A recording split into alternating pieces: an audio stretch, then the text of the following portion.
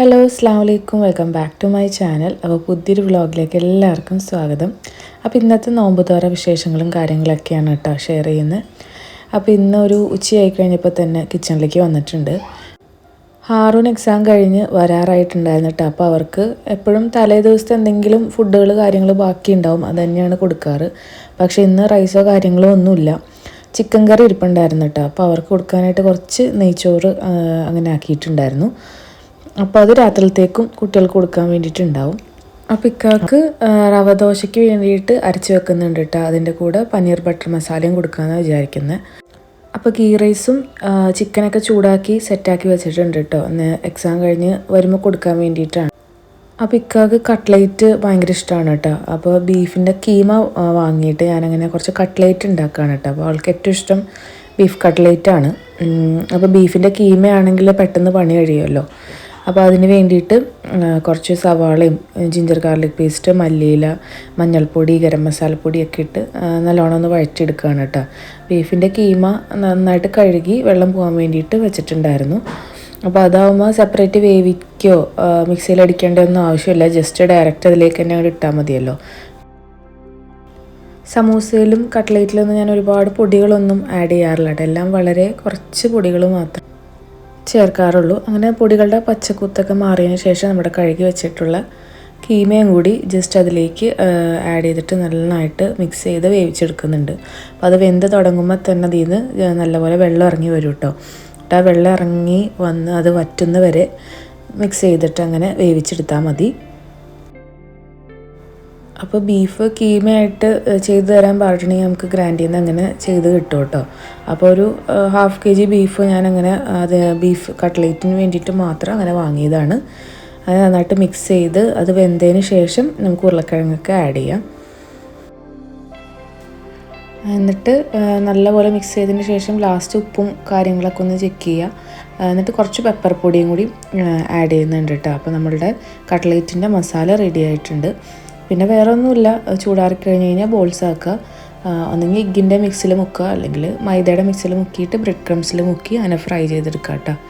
അപ്പോൾ അത് ഉച്ചയ്ക്ക് തന്നെ ഞാനങ്ങനെ സെറ്റാക്കി ഫ്രിഡ്ജിലേക്ക് വെച്ചു കേട്ടോ. ഫ്രിഡ്ജിലേക്ക് വെക്കുമ്പോൾ നല്ലപോലെ ഒന്ന് സെറ്റായി കിട്ടുമല്ലോ.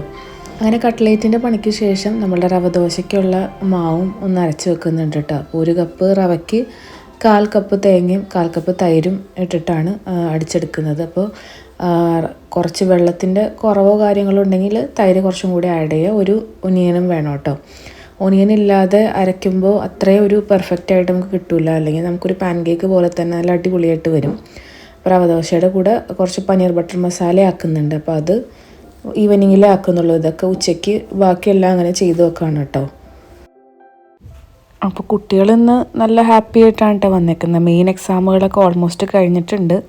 ഇനി വെള്ളി ശനി ഞായറൊക്കെ അവധിയും കാര്യങ്ങളൊക്കെ ആണല്ലോ. അത് കഴിഞ്ഞിട്ടൊരു മോറൽ എഡ്യൂക്കേഷൻ്റെയും കമ്പ്യൂട്ടറിൻ്റെയും എക്സാം കഴിഞ്ഞിട്ടുണ്ടെങ്കിൽ എക്സാം പരിപാടികളൊക്കെ ഏകദേശം കഴിഞ്ഞിട്ടുണ്ട്. പിള്ളേരെക്കായും ഹാപ്പി നമ്മളാണ് കേട്ടോ. കാരണം നോമ്പിൻ്റെ കൂടെ എക്സാമിൻ്റെ സ്ട്രഗിൾ എന്ന് പറഞ്ഞിട്ടുണ്ടെങ്കിൽ അതൊരു 1.5 ബുദ്ധിമുട്ട് തന്നെയാണ്. അതിൻ്റെ ഇടയിൽ പഠിപ്പിക്കാനിരുത്തലും സ്വന്തം ഇൻട്രസ്റ്റിന് ബുക്ക് എടുത്ത് ഇരിക്കുകയാണെങ്കിൽ കുഴപ്പമില്ല. നമ്മൾ 10 പ്രാവശ്യം പറഞ്ഞാലേ ഒരു തവണ ബുക്ക് എടുക്കുകയുള്ളൂ. അപ്പോൾ അതും നമുക്കും ഒരു ബുദ്ധിമുട്ട് തന്നെയല്ലേ. എപ്പോഴും കിച്ചണിൽ നിൽക്കുന്ന സമയത്ത് ഞാൻ ഫോണിൽ ന്യൂസോ കാര്യങ്ങളോ എന്തെങ്കിലും വെക്കാറുണ്ടായിരുന്നു കേട്ടോ. പക്ഷെ ഇപ്പോൾ ന്യൂസ് വെക്കാൻ തന്നെ എനിക്ക് പേടിയാണ് കേട്ടോ. കാരണം നമുക്കൊരു സന്തോഷമോ സമാധാനമോ കിട്ടാത്ത ഞെട്ടിക്കുന്ന ഓരോ വാർത്തകളും കാര്യങ്ങളൊക്കെയാണ്. ഇപ്പോൾ അതിനോട് ഡൈജസ്റ്റ് ആവാനും ഭയങ്കര ബുദ്ധിമുട്ടായിരുന്നു കേട്ടോ കുറച്ച് ദിവസങ്ങളിലായിട്ട്. ഈ ഒരു 2025 സ്റ്റാർട്ട് ചെയ്തപ്പോൾ തുടങ്ങിയിട്ടാണ് ന്യൂസുകൾ ഇങ്ങനെ ഒരു ഡിഫറൻസ് കാണാൻ തുടങ്ങിയതെന്നാണ് കേട്ടോ എനിക്ക് തോന്നുന്നത്. അതിലും ഏറ്റവും കൂടുതൽ ഈ കഴിഞ്ഞ ദിവസം നടന്നതിൽ നമ്മളുടെ ഒരു കോട്ടയത്തുണ്ടായിരുന്ന ഒരു ആത്മഹത്യ ഉണ്ടായിരുന്നല്ലോ, ഷൈനി. അവർ 2 മക്കളും കൂടിയിട്ട് ട്രെയിനിന് മുമ്പിൽ ചാടി മരിച്ച ആ ഒരു ഇൻസിഡൻറ്റ് ഒരു 1 വീക്കായിട്ട് ഞാനിങ്ങനെ മനസ്സിൽ കൊണ്ടുനടക്കാണ് കേട്ടോ. എപ്പോഴും അവരുടെ ന്യൂസ് തന്നെ കാണുക, അതിൻ്റെ അപ്ഡേറ്റ്സ് കണ്ടുകൊണ്ടിരിക്കുക. അത് സത്യം പറഞ്ഞാൽ നമുക്ക് പരിചയമുള്ള ഒരാളോ ഒന്നുമല്ല, പക്ഷെ അവരുടെ വീട്ടുകാരേക്കായും അവരുടെ ഭർത്താവിൻ്റെ വീട്ടുകാരേക്കായും അത് കണ്ട നമ്മളെയാണ് അത് ഒരുപാട് എഫക്റ്റ് ചെയ്തതെന്ന് എനിക്ക് തോന്നിയിട്ടുണ്ട്. കാരണം അവരുടെ വീട്ടുകാർക്കൊന്നും അവർ പോയത് നന്നായി എന്നുള്ളൊരു ഫീലാണ് എനിക്ക് തോന്നിയത്. അങ്ങനെ അവരുടെ മനസ്സെങ്ങനെയാണെന്ന് എനിക്കറിയില്ല. പക്ഷേ അവരുടെ ഇൻ്റർവ്യൂ കണ്ടപ്പോൾ അതിൽ അവർക്കൊരു വിഷമമുള്ളതായിട്ടൊന്നും എനിക്ക് തോന്നിയില്ല. ആ ഒരു 9 മാസം ഭർത്താവിൻ്റെ അടുത്ത് നിന്ന് വന്ന് സ്വന്തം വീട്ടിൽ നിന്നപ്പോഴും അവരെത്രത്തോളം സഫർ ചെയ്തിട്ടാണ് ഒരു ഡൈവോഴ്സിന് വേണ്ടിയിട്ട് കാത്തിരുന്ന് സ്വന്തം വീട്ടിലും പ്രശ്നങ്ങളെ ഫേസ് ചെയ്ത് എത്രത്തോളം ബുദ്ധിമുട്ടിയായിരിക്കും അവർ ആ വീട്ടിൽ ജീവിച്ചു പോയേ എന്ന് ആലോചിച്ചു. അതുപോലെ നമ്മൾ സ്വന്തം മരിക്കുന്നത് പോലെയല്ലല്ലോ നമ്മളുടെ മക്കളെയും കൂടി ആ മരണത്തിലേക്ക് കൂട്ടിക്കൊണ്ടുപോകുമ്പോൾ അതിൻ്റെ CCTV ദൃശ്യങ്ങളൊക്കെ ഇപ്പോൾ ഈ അടുത്ത് പുറത്തിറങ്ങിയിട്ടുണ്ടായിരുന്നു. ആ ചെറിയ കുഞ്ഞിനെ വലിച്ച് നിർബന്ധിച്ചായിരുന്നു അവർ കൊണ്ടുപോയിരുന്നത്. അപ്പോൾ അതൊക്കെ സത്യം പറഞ്ഞാൽ നമുക്കൊന്നും അഡ്ജസ്റ്റ് ചെയ്യാൻ പോലും പറ്റുന്നുണ്ടായിരുന്നില്ല കേട്ടോ ന്യൂസ്. പിന്നെയും ചങ്ക് തകർന്നു പോകുന്ന ഓരോരോ അപ്ഡേറ്റ്സും കാര്യങ്ങളൊക്കെയാണ് അവരുടെ ആ ഒരു ഇതിൽ നിന്ന് വന്നുകൊണ്ടിരുന്നത്. എത്രത്തോളം ബുദ്ധിമുട്ടുകൾ സഹിച്ചിട്ടായിരിക്കും അവർ ആ ഒരു റെയിൽവേ പാളത്തിലേക്ക് പോകാൻ വേണ്ടിയിട്ട് തീരുമാനിച്ചത് എന്ന് ആലോചിക്കുമ്പോൾ സത്യം ഇപ്പോഴും എനിക്ക് ആ ഒരു ഇൻസിഡൻറ്റ്, അതിനിടയിൽ ഒരുപാട് കാര്യങ്ങൾ നാട്ടിൽ നടന്നിരുന്നു. ഒരു ഷഹബാസ് 15 വയസ്സുള്ള മകൻ്റെ മരണം, അതുപോലെ ഒരുപാട് കൊലപാതകങ്ങൾ. പക്ഷെ അതിനേക്കായൊക്കെ ആ 2 കുഞ്ഞുങ്ങളുടെയും ആ ഒരു ഷൈനിയുടെയും ചിരി സത്യം പറഞ്ഞാൽ ഭയങ്കര പെയിൻഫുള്ളായിരുന്നു കേട്ടോ. അന്ന് തുടങ്ങി ഇന്നേ വരെ ഒരു ആഴ്ചയോളം ആവുന്നുണ്ട് അവരുടെ മരണം കഴിഞ്ഞിട്ട്. 28-ന് എന്തോ ആയിരുന്നു അന്ന് തുടങ്ങി. ഭയങ്കര ഒരു ഷോക്കിംഗ് ന്യൂസായി പോയി. ഏറ്റവും വിഷമം തോന്നിയൊരു കാര്യം, ആൾ ഒരുപാട് ജീവിക്കാൻ വേണ്ടിയിട്ട് ഒരുപാട് സ്ട്രഗിൾ ചെയ്തു, ഒരുപാട് കഷ്ടപ്പെട്ടു. 10-15 സ്ഥലങ്ങളിലോളം പിന്നീട് ജോലിക്ക് വേണ്ടിയിട്ട് ശ്രമിക്കുകയും അതിനു വേണ്ടി ഓടി നടന്ന് ഒരുപാട് ഹാർഡ് വർക്കിംഗ് ആയിരുന്നു, കൃഷി ചെയ്യുമായിരുന്നു, ഒരുപാട് അധ്വാനിച്ച് കൂട്ടുന്ന ഒരാളായിരുന്നു. അപ്പോൾ ഷൈനിനെ പറ്റി ഒരുപാട് അറിഞ്ഞപ്പോൾ അവരൊന്ന് അറിഞ്ഞിരുന്നെങ്കിൽ അവരെ സഹായിക്കായിരുന്നു. അങ്ങനെയൊക്കെ ആവശ്യമില്ലാതെ ഓരോന്നൊക്കെ ഇങ്ങനെ ചിന്തിച്ച് കൂട്ടലായിരുന്നു കേട്ടോ എൻ്റെ പണി. അപ്പോൾ നാട്ടിലത്തെ ന്യൂസുകൾ കണ്ടു കഴിഞ്ഞിട്ടുണ്ടെങ്കിൽ നമ്മളുടെ മൈൻഡും മെൻ്റൽ ഹെൽത്തൊക്കെ സത്യം പറഞ്ഞാൽ പോക്കാണ്. അവരോർത്ത് ഭൂമിയിൽ വിഷമിക്കാൻ പോലും ഒരാളില്ലല്ലോ എന്നോർത്ത് ഒക്കെയാണ് കേട്ടോ എനിക്ക് ഭയങ്കര വിഷമം തോന്നിയത്. അപ്പോൾ നമുക്ക് ആ ഒരു വിഷയം വിടാം എന്തായാലും. അപ്പോൾ നമ്മളുടെ നോമ്പ് തുറയുടെ ടൈമൊക്കെ ആയിട്ടുണ്ട് കേട്ടോ. അപ്പോൾ ഞാൻ അവക്കാഡോയാണ് ജ്യൂസാക്കിയത്. അപ്പോൾ അതിൻ്റെ ഇടയിൽ ഇക്കായും പിള്ളേരും വൈകുന്നേരം മദീന മാളിൽ പോയിട്ടുണ്ടായിരുന്നു കേട്ടോ. അവർക്ക് 2-3 സാധനങ്ങൾ, ഗെയിമിൻ്റെ എന്തോ സംഭവം വാങ്ങിക്കാൻ വേണ്ടിയിട്ട്. അമ്താൻ കുറേ ദിവസമായി കട പുറകെ കിടക്കണം. അപ്പോൾ അങ്ങനെ അവിടെ നിന്ന് ക്യാരിഫോറിലൊക്കെ കയറിയിട്ട് ഈ ഡംപ്ലിങ്സ് ഉണ്ടല്ലോ, മൊമോസിൻ്റെ ഫ്രോസൺ, അത് വാങ്ങിയിട്ടുണ്ടായിരുന്നു കേട്ടോ. അപ്പോൾ അത് ഞാനൊന്ന് ആവിയേറ്റെടുക്കുന്നുണ്ട്. പിന്നെ കട്ട്ലേറ്റും അവക്കാഡോ ജ്യൂസും പിന്നെ ഫ്രൂട്ട്സും, ഇത്രയൊക്കെ ആയിരുന്നു കേട്ടോ ഇന്നത്തെ നോമ്പ് തുറക്ക്. ഫുഡൊക്കെ കഴിച്ച് അവർ നേരെ പള്ളിയിലേക്ക് പോയിട്ടുണ്ടായിരുന്നു കേട്ടോ. ഒക്കെ പോയി വരുമ്പോൾ തന്നെ ചായ വേണം. അപ്പോഴാണ് ഞങ്ങളെല്ലാവരും ആ സമയത്തൊരു ചായ കുടിക്കലുണ്ട് കേട്ടോ. അങ്ങനെ നിസ്കാരവും ഓത്തൊക്കെ കഴിഞ്ഞ് തറാവീന് മുമ്പ് തന്നെ ഞാൻ കറിയൊന്നും ആക്കി വെക്കാമെന്ന് കരുതിയിട്ടാണ്. ഇപ്പോഴൊന്നും കഴിക്കില്ല, എന്തായാലും ഒരു 10 മണിയൊക്കെ ആകുമ്പോഴാണ് എല്ലാവരും ഫുഡ് കഴിക്കുള്ളൂ. അപ്പോൾ നമ്മളുടെ പനീർ ബട്ടർ മസാലയ്ക്ക് വേണ്ടിയിട്ട് ഞാൻ ഫ്രോസൺ പനീറാണ് കേട്ടോ എപ്പോഴും വാങ്ങിക്കാറ്. ഐഡിയുടെ ഫ്രോസണും നോർമലായിട്ടുള്ള പനീറും തമ്മിൽ നല്ല റേറ്റ് വ്യത്യാസമുണ്ട്. അപ്പോൾ ഞാനെപ്പോഴും ഐഡിയുടെ ഫ്രോസൺ തന്നെയാണ് വാങ്ങിക്കാറ്. അപ്പോൾ കറിക്ക് വേണ്ടിയിട്ട് 2 തക്കാളി, ചെറിയ ജീരകം എടുത്തപ്പോൾ കുറച്ച് കൂടിപ്പോയിട്ട് എന്നിട്ട് ഞാൻ മാറ്റിയിട്ടുണ്ട്. പിന്നെ നമുക്ക് കശുവണ്ടി വേണം, പിന്നെ 2-3 പച്ചമുളക്, കുറച്ച് വെളുത്തുള്ളി, ഇതൊക്കെ കൂടി നല്ല പേസ്റ്റായിട്ട് അരച്ചെടുക്കണം കേട്ടോ. ഞാൻ ആദ്യമൊക്കെ എല്ലാം വഴറ്റി, സവാളയും തക്കാളി ഇതൊക്കെ സംഭവങ്ങളൊക്കെ വഴറ്റിയിട്ട് പിന്നെ പേസ്റ്റാക്കി അങ്ങനെയൊക്കെയാണ് ചെയ്തുകൊണ്ടിരുന്നത് കേട്ടോ. ഇപ്പോൾ കുറേ നാളായിട്ട് ഞാനിത് ഒരു യൂട്യൂബിൽ തന്നെ ഒരു വീഡിയോയിൽ കണ്ടതാണ്. ഇപ്പോൾ ഒരുപാട് നാളായിട്ട് പനീർ ഞാൻ ഇങ്ങനെ തന്നെ വെക്കാറ്. ഭയങ്കര സിമ്പിളാണ് കേട്ടോ. ഇതിനേക്കാളും സിമ്പിളായിട്ടുള്ളൊരു പനീർ ബട്ടർ മസാല ഉണ്ടാവില്ല എന്ന് തന്നെ പറയാം. അപ്പോൾ ഈ സംഭവങ്ങൾ പച്ചയ്ക്ക് തന്നെ നമ്മൾ നല്ല പേസ്റ്റായിട്ട് അരച്ചെടുക്കുക. എന്നിട്ടൊരു പാൻ വെച്ചിട്ട് ബട്ടർ ചൂടാക്കി അതിലേക്ക് മഞ്ഞൾപ്പൊടി, മുളക് പൊടി, മല്ലിപ്പൊടി ആവശ്യത്തിനിട്ടിട്ട് ഒന്ന് കരിയാതെ ഫ്ലെയിം കുറച്ച് വെച്ചിട്ട് ഒന്ന് വറുത്തെടുക്കുക ആ പൊടികൾ. എന്നിട്ട് നമ്മൾ അരച്ച് വെച്ച സംഭവങ്ങളൊക്കെ അതിലേക്ക് ഇട്ടിട്ട് നല്ലോണം തിളച്ച് വരുമ്പോൾ അതിലേക്ക് കസൂരി മേത്തി ഇട്ട് കൊടുക്കുക. പിന്നെ കുറച്ച് ഷുഗറും ആവശ്യത്തിന് ഉപ്പൊക്കെ ഇട്ടിട്ട് പനീർ അതിലേക്ക് ഇട്ടിട്ട് വേവിച്ചെടുക്കുക കേട്ടോ. ലാസ്റ്റ് ഫ്രഷ് ക്രീമും മല്ലിയിലയും കൂടി ഇട്ടിട്ടുണ്ടെങ്കിൽ നമ്മുടെ പനീർ ബട്ടർ മസാല റെഡിയായി. അപ്പോൾ നമ്മൾ ലാസ്റ്റ് ചെക്ക് ചെയ്ത് നോക്കണം കേട്ടോ. കുറച്ച് പുളിയോ കാര്യങ്ങളൊക്കെ കൂടുതലുണ്ടെങ്കിൽ കുറച്ച് ഷുഗർ കുറച്ചും കൂടി കൂടുതൽ ആഡ് ചെയ്യുക. അപ്പോൾ എല്ലാം ബാലൻസ് ആണോ എന്ന് നമ്മൾ ചെക്ക് ചെയ്തിട്ട് അതനുസരിച്ച് ഇട്ട് കൊടുക്കുക കേട്ടോ. ഉപ്പ് കുറവാണെങ്കിൽ ഉപ്പ് ഇട്ട് കൊടുക്കുക. നല്ല എരിവ് കൂടുതലാണെങ്കിൽ ഉപ്പ് ബാലൻസ് ചെയ്തിട്ടുണ്ടെങ്കിൽ എരിവ് കുറഞ്ഞ് കിട്ടും. അപ്പോൾ അങ്ങനത്തെ കാര്യങ്ങൾ നമ്മൾ ചെക്ക് ചെയ്തിട്ട് തന്നെ അതൊന്ന് ശരിയാക്കി എടുത്താൽ മതി. അങ്ങനെ ലാസ്റ്റ് കുക്കിംഗ് ക്രീമും കുറച്ച് മല്ലിയിലയും കൂടി ഇട്ടിട്ട് അങ്ങനെ സംഭവം റെഡി ആയിട്ടുണ്ട്. അപ്പോൾ ഞാൻ ഇന്ന് വീട്ടിൽ നിന്ന് തന്നെയാണ് കേട്ടോ നിസ്കരിച്ചത്. ചില സമയങ്ങളിൽ ഞാൻ പള്ളിയിൽ പോവും, ചില സമയങ്ങളിൽ കുഞ്ഞ് ഉറങ്ങിയൊക്കെ ആണെങ്കിൽ ചില സമയങ്ങളിൽ വീട്ടിലിരിക്കാറുണ്ട് കേട്ടോ. അപ്പോൾ ഇന്ന് അവരാണ് തറാവീന് പള്ളിയിൽ പോയേക്കണത്. അപ്പോൾ ഞാനിവിടെ നിസ്കരിക്കുക ചെയ്തത്. അങ്ങനെ നിസ്കാരമൊക്കെ കഴിഞ്ഞ് വെറുതെ ഒന്ന് പാർക്കിലേക്ക് ഇറങ്ങിയതാണ് കേട്ടോ. അപ്പോൾ എൻ്റെ അടുത്ത് താഴേക്ക് വരാൻ പറഞ്ഞിട്ട് ഞാനും കുഞ്ഞും കൂടി അങ്ങനെ റെഡിയായിട്ട് പാർക്കിലേക്ക് പോയതാണ്. അവരിന്ന് പള്ളിയിലേക്ക് ഇറങ്ങുന്ന സമയത്ത് ആളൊരു പതിവില്ലാത്തൊരു കരച്ചിലും കാര്യങ്ങളൊക്കെ ആയിരുന്നു.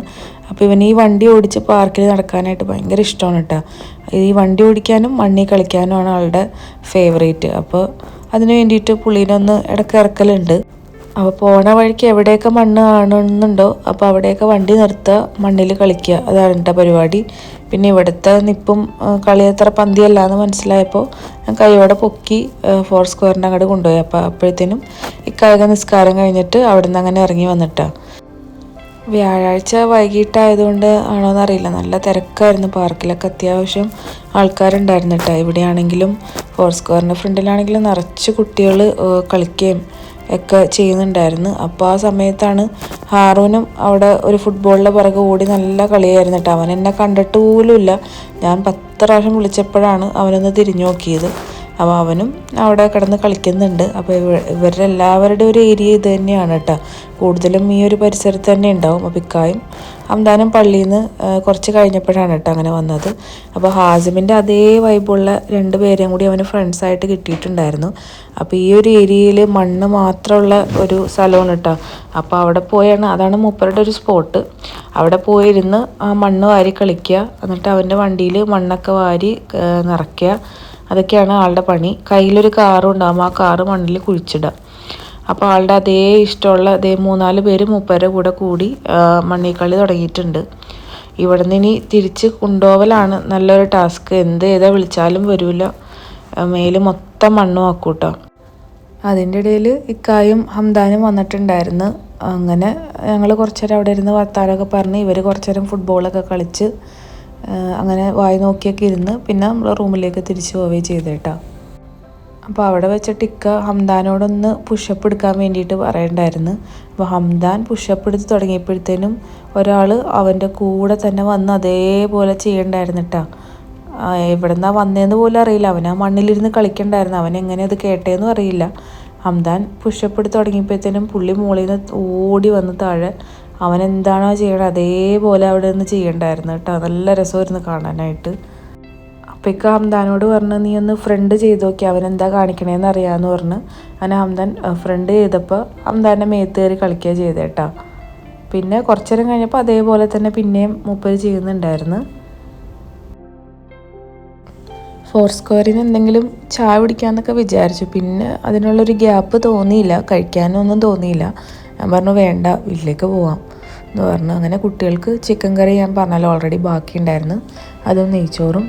ഇക്കാക്ക് അപ്പവും ചുട്ടുണ്ടായിരുന്നു കേട്ടോ. അതും പനീർ ബട്ടർ മസാലയൊക്കെ ആയിട്ട് നമ്മളങ്ങനെ ഫുഡ് കഴിക്കുകയാണ് ചെയ്തത് കേട്ടോ. അപ്പോൾ സെർവ് ചെയ്യണ സമയത്തും നമ്മൾ മുകളിൽ കുറച്ചൊരു ഫ്രഷ് ക്രീം ഒഴിച്ചിട്ടുണ്ടെങ്കിൽ അത് കാണാനൊരു ഭംഗിയായിരിക്കും കേട്ടോ. ഏറ്റവും ബെസ്റ്റ് ഫ്രഷ് ക്രീം തന്നെയാണ്. ഇപ്പം എൻ്റെ അടുത്ത് കുക്കിംഗ് ക്രീം ഉണ്ടായിരുന്നത്, അപ്പോൾ അതുകൊണ്ട് ഞാനതാണ് കേട്ടോ മുകളിൽ ഒഴിച്ചു കൊടുത്തത്. അപ്പോൾ പനീർ ബട്ടർ മസാല ഇങ്ങനെ ഉണ്ടാക്കാത്തവരാണെങ്കിലും ഒന്ന് ട്രൈ ചെയ്ത് നോക്കുമോ, അടിപൊളിയാണ്. പെട്ടെന്ന് 10 മിനിറ്റ് പോലും വേണ്ട ഈ ഒരു കറി ഉണ്ടാക്കാൻ കേട്ടോ, അത്ര സിമ്പിളാണ്.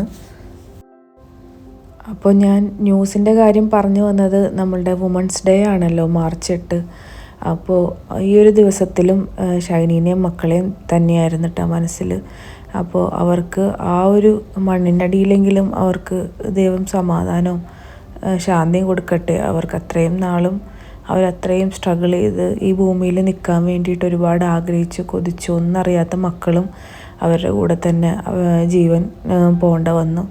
അതും ഇത്രയും വലിയൊരു ട്രെയിനിൻ്റെ മുമ്പിൽ പോയി കെട്ടിപ്പിടിച്ച് നിന്നപ്പോഴും അവർ അമ്മേനെ കൈവിടാതെ കൂടെ എങ്ങനെയായിരിക്കും ബാക്കിൽ കൂടെ അത്രയും വലിയൊരു ട്രെയിൻ വന്നപ്പോൾ അവരതിനെ പിടിച്ചവിടെ നിന്നതെന്നൊക്കെ ഇങ്ങനെ ആലോചിച്ചിട്ട് സത്യം പറഞ്ഞാൽ എൻ്റെ തലയ്ക്ക് ഭ്രാന്ത് പോലെയായിരുന്നു. പിന്നെ എന്നെ കുറേ വഴക്ക് പറഞ്ഞു, നീ എന്തെങ്കിലും കേട്ടിട്ടുണ്ടെങ്കിൽ പിന്നെ അത് തന്നെ ആലോചിച്ച് വെറുതെ സ്ട്രഗിൾ ചെയ്ത് നമ്മുടെ മൈൻഡ് ഇതായി പോവും. അപ്പോൾ അങ്ങനത്തെ ന്യൂസുകൾ കണ്ടു കഴിഞ്ഞാൽ മാക്സിമം അതിൽ നിന്ന് സ്കിപ്പ് ചെയ്ത് പോവുക എന്നൊക്കെ പറയുന്നുണ്ടെങ്കിലും എനിക്കങ്ങനെ പറ്റുന്നുണ്ടായിരുന്നില്ല.